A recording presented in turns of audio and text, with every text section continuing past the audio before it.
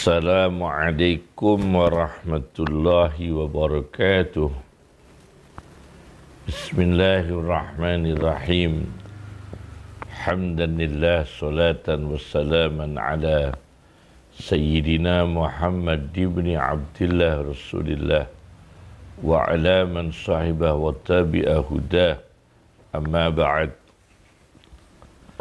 Hikam Ibni Athaillah As-Sakandari, hikmah nomor 60 dan 61. Pertama, kami menggunakan syarah Irsyadul Bariyah ila ba'di ma'anil hikam al-Athaiyah, karya Profesor Dr. Yusri Rusdi, pakar bedah jantung dari Mesir. Bismillahirrahmanirrahim. Ma basaqat aghsanu dullin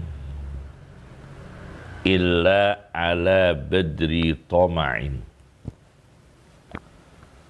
Ma basaqat ora panjang, ai matalat ora dhuwur, ora panjang, apa aghsanu dullin,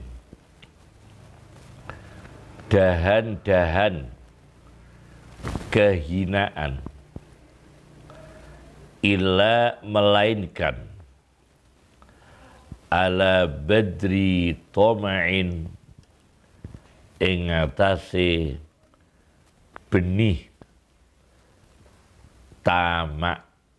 Jadi sifat tamak mengharapkan pemberian orang lain, menggantungkan orang lain.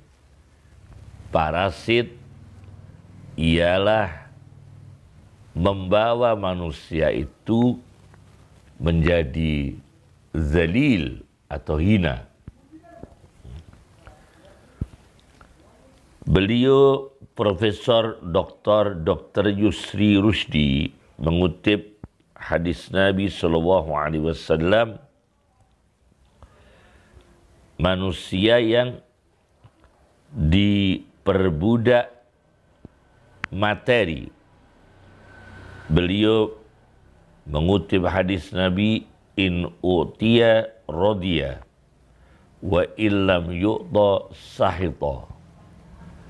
Apabila dia diberi dinar, diberi dirham, diberi khamisah, selimut bludru atau barang-barang mewah lainnya, radiya, dia ridha.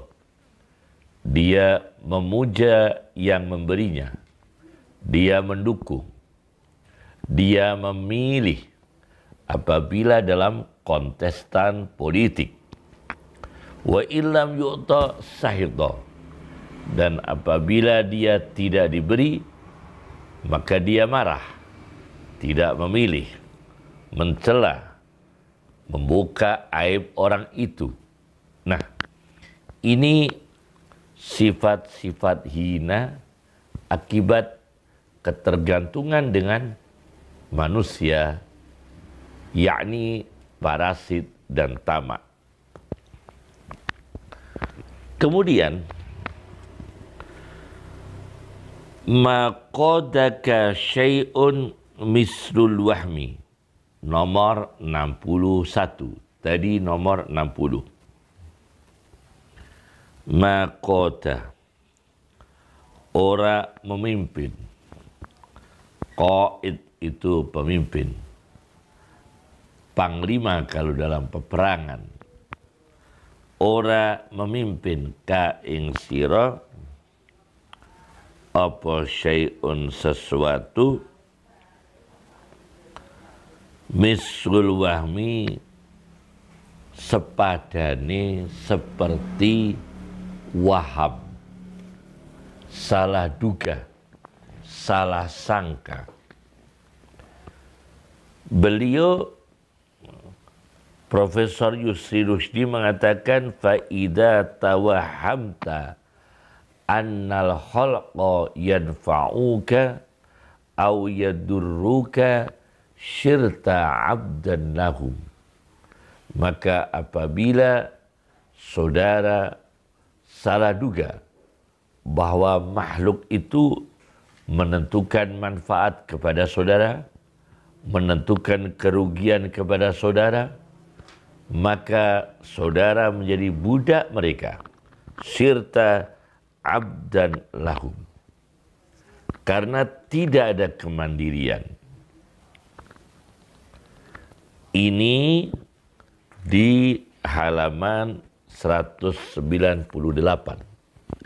Kemudian di halaman 199 dari kitab Irsyadul Bariyah ila ba'di ma'anil hikam al-ataiyah, beliau mengutip bahwa waham, salah duga, salah sangka yang membawa ketergantungan manusia pada manusia, seperti money politik dalam pemilihan pemimpin, tidak sadar kalau politik uang itu memproduksi kepemimpinan yang tidak berintegritas, memproduksi kepemimpinan yang tidak adil, memproduksi kepemimpinan yang akan mengeksploitasi kekayaan, tenaga manusia, dan akan membawa orang itu melakukan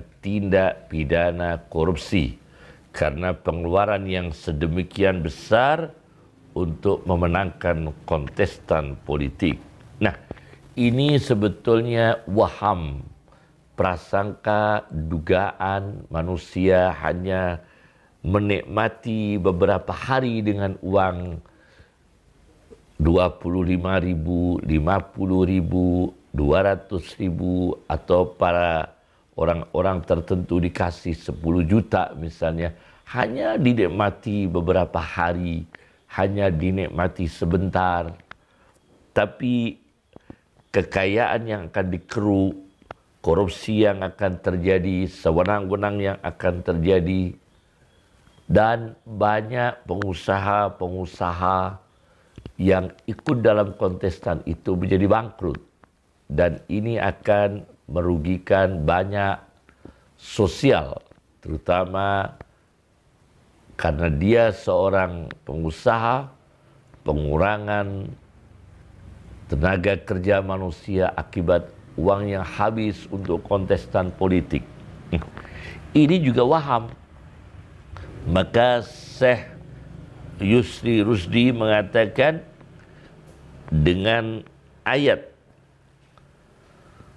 illa man atawaha biqalbin salim, kecuali orang yang sowan menghadap Allah, datang menghadap Allah dengan hati yang selamat. Di sini beliau menafsirkan salim min kulli ma siwallah, selamat hatinya dari apa-apa selain Allah. Wassalim minat tama'i fima siwallah, selamat tidak tamak pada selain Allah. Salim minas siwa, selamat dari selain Allah. Ini penting sekali. Oleh karena itu beliau mengangkat satu hadis Nabi SAW, yang hadis ini bisa ditafsirkan secara syariah dan bisa ditakwilkan secara hakikat. Hadis Nabi SAW, la tadkhulul malaikah baitan fihi kalbun wala suratu tamasil. Malaikat tidak mau masuk sebuah rumah yang di dalamnya ada anjing dan di dalamnya ada gambar-gambar patung-patung. Secara syariah berarti jangan. Di dalam anjing itu tidak ada kedaruratan apa-apa, ada anjingnya bagi pemeluk muslim. Kalau memelihara anjing untuk menjaga, kalau memelihara anjing untuk pelacak, itu ada mekanisme tersendiri dalam fikih Islam. Nah, dalam pandangan hakikah, interpretasinya adalah in kana fi qalbika nafsun ta'wi kal kalb.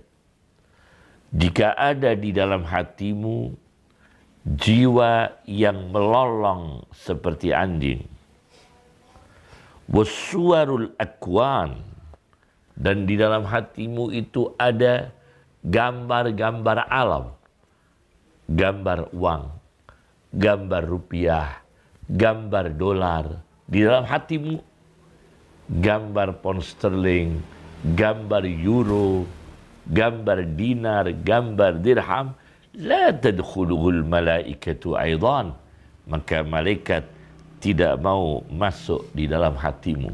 Hatimu tidak terilham, hatimu tidak ada inspirasi, hatimu tidak ada ide-ide yang manusiawi. Hatinya menjadi kejam, hatinya menjadi membatu. Ini yang pertama.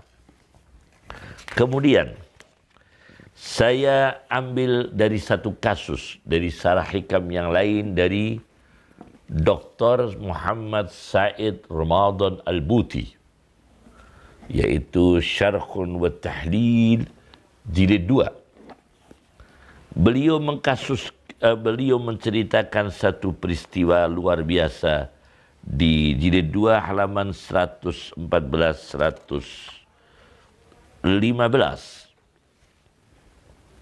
di mana seorang ulama yang terkenal, Said An-Nursi, kami punya karya lengkapnya, beliau luar biasa, pemikir Islam, Said An-Nursi. Ketika Perang Dunia Pertama, fil harbil alamiyah al-ula, beliau Said Nursi ini menjadi tawanan Rusia. Ditawan oleh tentara-tentara Rusia.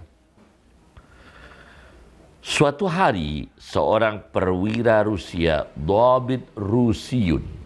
Dhabit itu artinya perwira, Rusiyun Rusia, sedang masuk di kamp tawanan, di tempat tawanan, yang di sana di antaranya ada ulama besar yang ditawan, Said Nursi.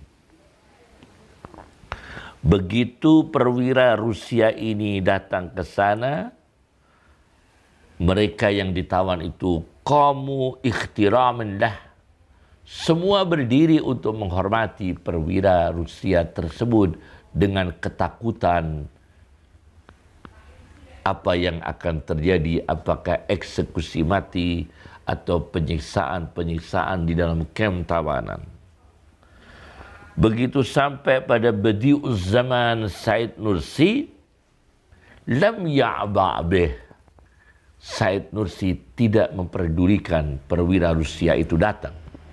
Walam yataharrak min makanih, Said Nursi tidak bergerak sedikit pun untuk berdiri menghormatnya. Maka perwira Rusia itu bertanya, saudara tidak mengenalku? Said Nursi mengatakan, iya, saya kenal, saya tahu saudara. Kemudian perwira Rusia itu mengatakan, saudara tidak bergegas untuk berdiri menghormatku, berarti saudara menghina dengan kehormatan Rusia. Tastahinu bi'adhamati Rusia, saudara menghina dengan keagungan dan kebesaran Rusia. Apa kata Said Nursi? La, tidak.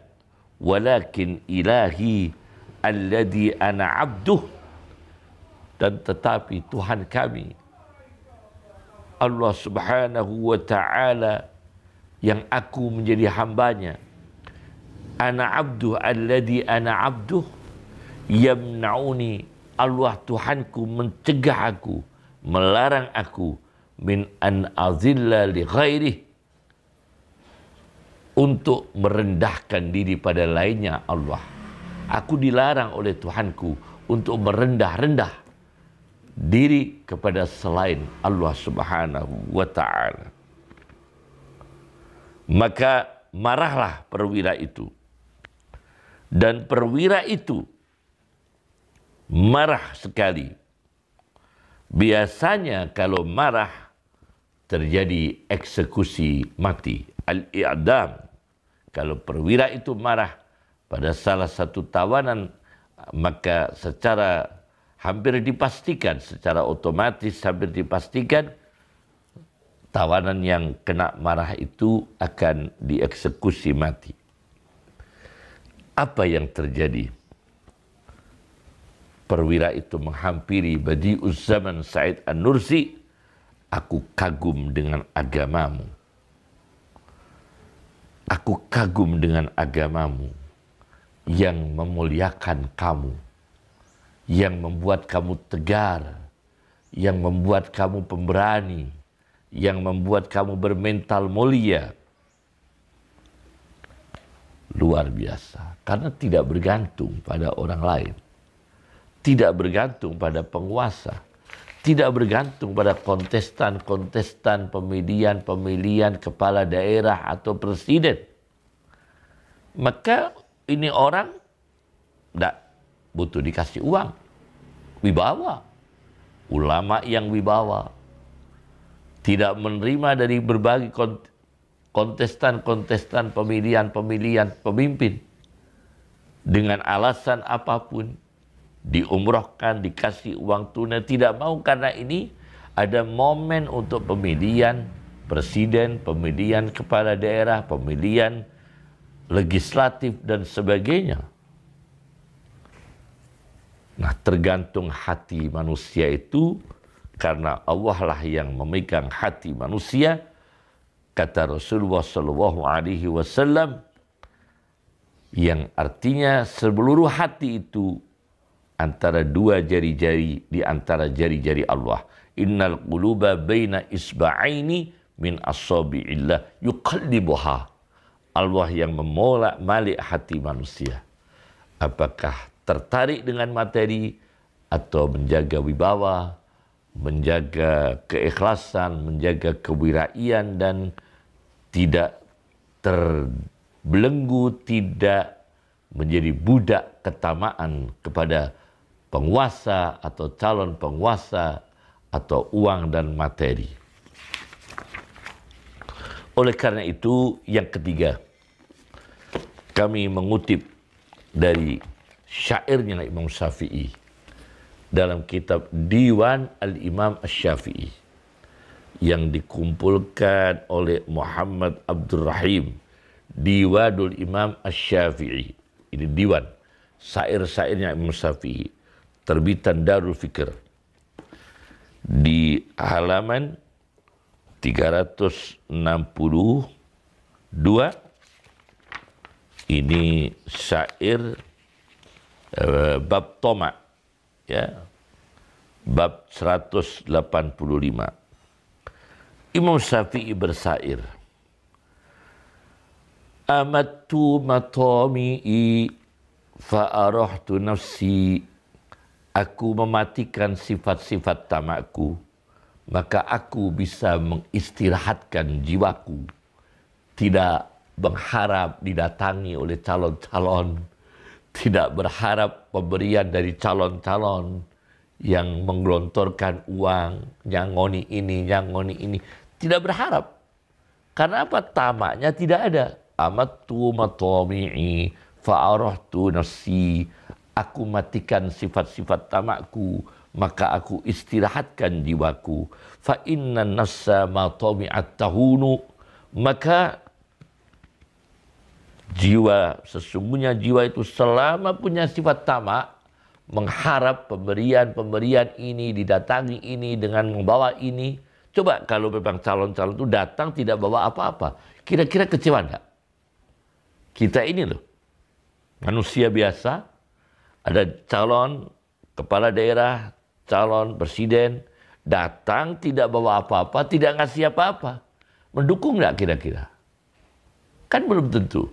Fa inna nafsa ma tami'at tahunu, maka sesungguhnya jiwa selama dia punya sifat penyakit tamak, dia akan menjadi hina. Wa ahyaitul kunu'a wa kana maita, dan aku hidupkan sifat qanaah, menerima, dan sifat qanaahku sempat mati, kata Imam Syafi'i. Fa fi ihyaihi irdun masunu, maka di dalam menghidupkan sifat qanaah, dan aku hidupkan sifat qanaahku yang pernah mati. Wa ahyaitul kunu'a wa kana maita, menerima apa adanya. Fa fi ihyaihi irdun masunu, maka di dalam menghidupkan sifat qanaah itu, menerima apa adanya itu, kehormatan menjadi terjaga. Subhanallah. Sebagai penutup, kami kutip yang nomor 4 dari kitab, saya lihat judulnya Rabiul Abrar wa Fususul Ahbar fil Muhadarat, karya Abul Qasim Mahmud bin Umar Az-Zamakhsyari, tokoh Mu'tazilah yang punya tafsir Al-Kasyaf. Kita ahli sunnah wal jamaah ya. Pengarang ini tokoh Mu'tazilah. Saya baca bukan urusan akidah. Di dalam kitab tersebut di juz 4. Di juz 4 beliau menceritakan satu kisah. Abdullah bin Marzuq, di halaman 481 juz 4. Rabiul Abrar wa Fususul Ahbar, karya Az-Zamakhsyari. Abdullah bin Marzuq ini termasuk orang yang, ya mohon maaf, menjadi dulunya pernah terteman minuman keras oleh salah satu penguasa pesta-pesta minuman keras. Suatu ketika belum tobat beliau ini ikut mabuk-mabukan dengan salah satu penguasa dalam sejarah. Dia mabuk, Abdullah bin Marzuq ini, bahkan sempat tidak sholat karena mabuk. Dalam keadaan mabuk, datanglah perempuan dengan bara api. Faja'at jariyatun bijamratin. Seorang gadis atau budak perempuan dengan bara api. Fawadu'adha ala rijlih. Maka bara api itu diletakkan oleh gadis tersebut, oleh budak perempuan tersebut, pada kakinya Abdullah bin Marzuq. Fantabaha mad'uran. Maka dia terbangun dengan ketakutan dan sakit karena bara api diletakkan di kakinya. Sakit dan ketakutan. Lalu perempuan itu mengingatkan kepada Abdullah bin Marzuq, lam tasbir ala nari dunya. Saudara tidak betah, tidak sabar merasakan kesakitan dengan api dunia. Fakaifa tasbiru ala naril akhirah.